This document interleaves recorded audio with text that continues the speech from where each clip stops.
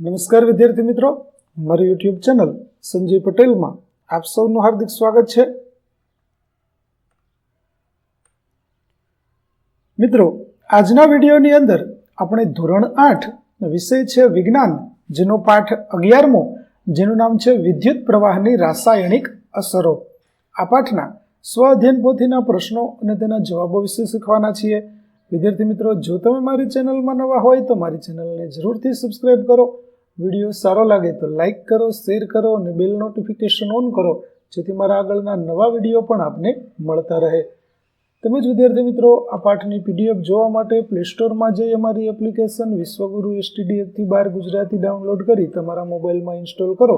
જે તમે શરૂ કરશો તો તમને આ પ્રકારે જોવા મળશે, જેમાં સ્વ અધ્યયન પોથીની અંદર ધોરણ બતાવશે, ધોરણ પસંદ કરશો એટલે વિષય બતાવશે, વિષય પસંદ કરશો એટલે પાઠનું નામ બતાવશે, જેમાં વિડીયો ઉપર ક્લિક કરશો તો તમને વિડીયો જોવા મળશે અને પીડીએફ ઉપર ક્લિક કરશો તો તમને પીડીએફ જોવા મળશે.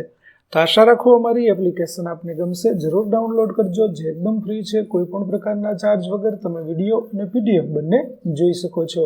તો ચાલો મિત્રો, હવે આપણે શરૂ કરીએ પાઠ 11મો. વિદ્યાર્થી મિત્રો, આ વિડીયો છે તે માત્ર સમજૂતી માટે છે. તમારે ઉતારો કરવો નહીં. તમને ન સમજાય તો તમે આ વિડીયોનો સહારો લઈ શકો છો. તો ચાલો શરૂ કરીએ. હવે પ્રશ્ન 1 છે, નીચે આપેલા પ્રશ્નો માટે સાચો વિકલ્પ પસંદ કરો. જેમાં પહેલું, એલઈડીના લાંબા છેડાને બેટરીના કયા ધ્રુવ સાથે જોડવામાં આવે છે? તો જવાબ આવશે એ, ધન ધ્રુવ. બીજું, નીચેનામાંથી કયું વિદ્યુતનું સુવાહક નથી? તો જવાબ આવશે ડી, નિસ્યંદિત પાણી. ત્યાર પછી સી ની અંદર આપણને આપેલું ત્રીજો પ્રશ્ન છે, નીચેનામાંથી કયું પ્રવાહી વિદ્યુતનું મંદ વાહક નથી? તો જવાબ આવશે સી, ક્ષારવાળું પાણી. ચોથું, લોખંડને કાટ અને ઘસારાથી બચાવવા માટે તેના પર કઈ ધાતુનું આવરણ ચડાવવામાં આવે છે? તો જવાબ આવશે એ, ઝિંકનું. ત્યાર પછી ખરા ખોટા વિધાનો છે, જેમાં પહેલું, હવા વિદ્યુતની સુવાહક છે. ખોટું. બીજું, ક્રોમિયમ ધાતુ પર કાટ લાગતો નથી. તો ખરું. ત્રીજું, ટીન એ લોખંડ કરતાં વધુ ક્રિયાશીલ ધાતુ છે. ખોટું. અને ચોથું, પાણીમાંથી વિદ્યુત પ્રવાહ પસાર કરતા ધન ધ્રુવ પર ઓક્સિજન વાયુ અને ઋણ ધ્રુવ પર હાઇડ્રોજન વાયુ જમા થાય છે. તો તે ખરું છે. ત્યાર પછી પ્રશ્ન 3 છે, જેમાં સાદા વિદ્યુત પરિપથનો ઉપયોગ કરી અને કોષ્ટકમાં આપેલા પદાર્થની ચકાસણી કરી અને કોષ્ટક પૂર્ણ કરો. જેમ કે પદાર્થનું નામ સરખો, બલ્બ પ્રકાશિત થાય છે? તો કે હા. વિદ્યુતનું સુવાહક કે મંદવાહક? તો થશે વિદ્યુતનું સુવાહક. એવી રીતે દિવેલ, ઘી, આરોનું પાણી, ગુંદર, નળનું પાણી, મધ, લીંબુના ફૂલનું પાણી, દૂધ અને નિસ્યંદિત પાણી છે, તેના વારાફરતી પ્રયોગ કરી અને આપણે આ રીતે તેનું વર્ગીકરણ છે, કોષ્ટક છે, તે પૂર્ણ કરીશું. ત્યાર પછી પ્રશ્ન 4 છે, ટૂંકમાં જવાબ આપો. જેમાં પહેલો છે, ઇલેક્ટ્રોપ્લેટિંગ એટલે શું? તો વિદ્યુત પ્રવાહની મદદથી એક ધાતુની સપાટી પર બીજી ધાતુની પાતળી પડ ચડાવવાની પ્રક્રિયાને ઇલેક્ટ્રોપ્લેટિંગ કહે છે. બીજું, નિસ્યંદિત પાણીમાં કયા કયા પદાર્થો ઉમેરવાથી તેને વિદ્યુતનું સુવાહક બનાવી શકાય? તો નિસ્યંદિત પાણીમાં થોડું મીઠું, લીંબુનો રસ અથવા એસિડ જેવી આયર્ન આપતી વસ્તુઓ ઉમેરવાથી તે વિદ્યુતનું સુવાહક બને છે. ત્યાર પછી ત્રીજું છે, બાથરૂમના નળ અને સાયકલના હેન્ડલ પર કઈ ધાતુનું આવરણ ચડાવવામાં આવે છે? તો બાથરૂમના નળ અને સાયકલના હેન્ડલ પર સામાન્ય રીતે ક્રોમિયમની પડ ચડાવવામાં આવેલા બાથરૂમના નળ અને સાયકલના હેન્ડલ પર ક્રોમિયમનું પડ ચડાવવામાં આવે છે. તે માટે કાટ લાગતા અટકાવે છે. ક્રોમિયમ મોંઘી ધાતુ છે, તેના નળ હેન્ડલ બનાવવા મોંઘા પડે છે.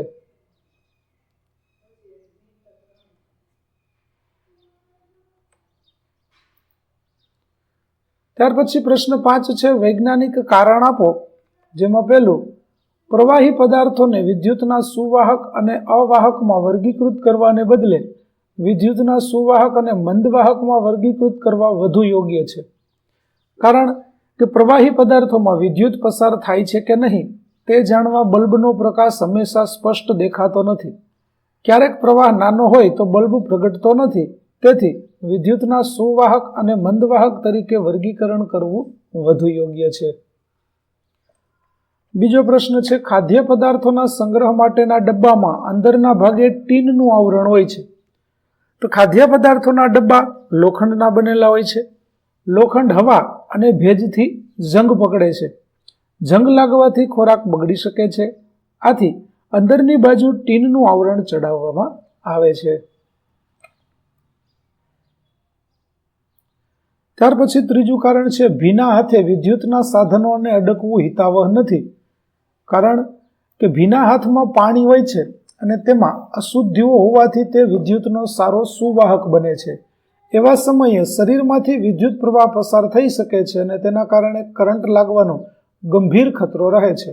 આથી ભીના હાથે વિદ્યુતના સાધનોને અડવું જોઈએ નહીં. ચોથું કારણ છે, હવા વિદ્યુતની મંદવાહક હોવા છતાં આકાશમાં વીજળી થાય ત્યારે હવામાંથી વિદ્યુત પસાર થાય છે. તો સામાન્ય પરિસ્થિતિમાં હવા વિદ્યુતની મંદવાહક છે, પરંતુ વીજળી પડતી વખતે ઊંચા વિદ્યુત દબાણથી હવા ઋણ આયનનો ઉત્પન્ન કરે છે અને તે સુવાહક બની જાય છે. તેથી વિદ્યુત પસાર થાય છે. પાંચમું છે, નિસ્યંદિત પાણીમાંથી વિદ્યુત પ્રવાહ પસાર થતો નથી, જ્યારે નળના પાણીમાંથી વિદ્યુત પ્રવાહ પસાર થાય છે. તો નિસ્યંદિત પાણીમાં આયર્ન નથી એટલે તે વિદ્યુત પસાર કરતું નથી.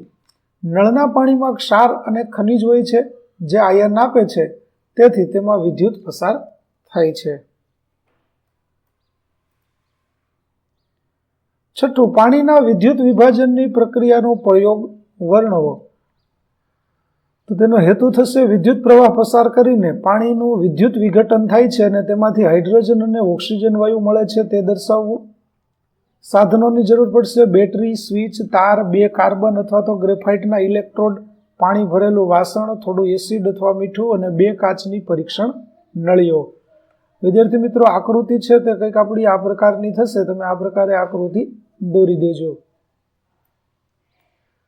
ત્યાર પછી તેની પદ્ધતિ જોઈએ તો પાણીમાં થોડું એસિડ કે મીઠું ઉમેરો, 2 ઇલેક્ટ્રોડ પાણીમાં ડુબાડો, તાર વડે બેટરી સાથે જોડાણ કરો, સ્વિચ ચાલુ કરતા ઇલેક્ટ્રોડ પાસે બબુલા દેખાશે, પરીક્ષણ નળીઓમાં વાયુ એકત્ર થશે.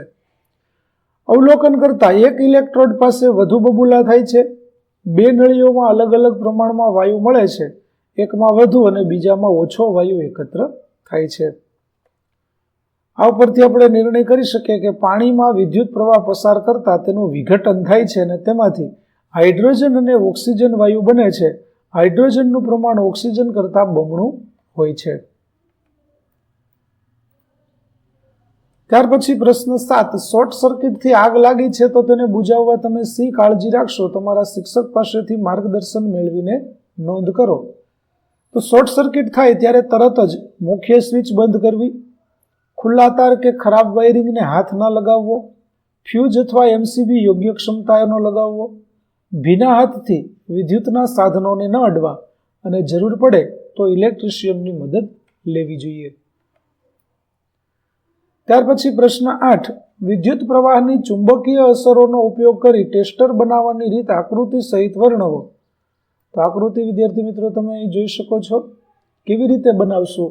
તો એક લોખંડની સળી લો, તેની આસપાસ ઇન્સ્યુલેટેડ તાંબાનો તાર ઘણા ફેરાવાળો, તારના છેડા બેટરી અને સ્વિચ સાથે જોડો, સળી પાસે નાનો કંપાસ મૂકો, પ્રવાહ ચાલુ કરતા કંપાસની સોય વળે એટલે પ્રવાહ છે. ત્યાર પછી પ્રશ્ન 9, ઇલેક્ટ્રોપ્લેટિંગ દરમિયાન ધાતુ હંમેશા ઋણ ધ્રુવો પર જ જમા થાય છે, સવિસ્તાર સમજાવો. તો ઇલેક્ટ્રોપ્લેટિંગમાં જે ધાતુનો લેપ ચડાવવો હોય તેની પ્લેટ એનોડ બનાવાય છે. જે વસ્તુ પર લેપ કરવો હોય તેને કેથોડ બનાવાય છે. વિદ્યુત પ્રવાહ પસાર કરતા ધાતુના આયર્ન દ્રાવણમાં જાય છે. આ આયર્ન કેથોડ પર આવી જમા થાય છે અને આ રીતે વસ્તુ પર ધાતુની પાતળી અને ચમકદાર પડ ચડી જાય છે. ત્યાર પછી પ્રશ્ન 10, બેટરીના છુપાયેલા ધન ધ્રુવની ઓળખ કેવી રીતે કરશો? જે પ્રવૃત્તિ આકૃતિ સહિત વર્ણવો. તો વિદ્યાર્થી મિત્રો, અહીં આકૃતિ તમે જોઈ શકો છો. ચાલો આપણે તેની પદ્ધતિ જોઈએ. તો સામગ્રીની જરૂર પડશે બેટરી, નાનો બલ્બ અને 2 વાયર. બેટરીના બંને છેડા સાથે 2 વાયર જોડો. એક વાયર બલ્બના તળિયાના ભાગ સાથે અને બીજો વાયર બલ્બના બાજુના ભાગ સાથે જોડો. જો બલ્બ પ્રગટે તો તે જોડાણ સાચું છે. હવે વાયર બદલીને ફરીથી જોડો અને તપાસો. તો આ ઉપરથી આપણે શું નિર્ણય કરશું? તો જ્યારે બલ્બ પ્રગટે છે ત્યારે બેટરીનો જે છેડો બલ્બના તળિયાના ભાગ સાથે જોડાયેલો હોય તે ધન ધ્રુવ હોય છે. બેટરી પર સામાન્ય રીતે પ્લસ ચિહ્ન ધન ધ્રુવ દર્શાવે છે. આ રીતે પ્રયોગ દ્વારા બેટરીનો છુપાયેલો ધન ધ્રુવ ઓળખી શકાય છે. પ્રશ્ન 11, નીચે આપેલ આકૃતિ પૈકી કઈ આકૃતિમાં ઇલેક્ટ્રોપ્લેટિંગ થશે અને કઈ આકૃતિમાં ઇલેક્ટ્રોપ્લેટિંગ નહીં થાય? કારણ સહિત સમજાવો. તો આકૃતિ A, તો તેમાં ઇલેક્ટ્રોપ્લેટિંગ નહીં થાય કારણ કે દ્રાવણ NaCl નું છે, તેમાં જે ધાતુનો લેપ ચડાવવો છે તેના આયન નથી.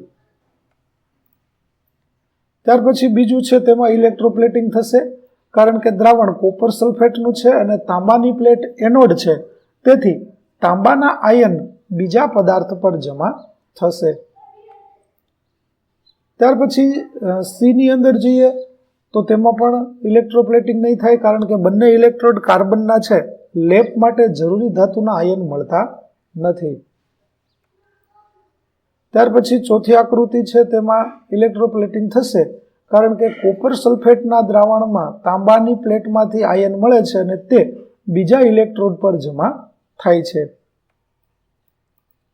વિદ્યાર્થી મિત્રો, અહીં આપણો પાઠ 11 વિદ્યુત પ્રવાહની રાસાયણિક અસરો ના સ્વાધ્યાયન પોથીના પ્રશ્નો અને જવાબો પૂરા થાય છે. આગળના પાઠના પ્રશ્નો અને તેના જવાબો મેળવવા માટે મારી ચેનલને જરૂરથી સબસ્ક્રાઇબ કરો. તેમજ PDF જોવા માટે પ્લે સ્ટોરમાંથી અમારી એપ્લિકેશન વિશ્વગુરુ STD 1-12 ગુજરાતી ડાઉનલોડ કરો. ફરી મળીશું આપણે નવા વિડીયો સાથે. ત્યાં સુધી આવજો.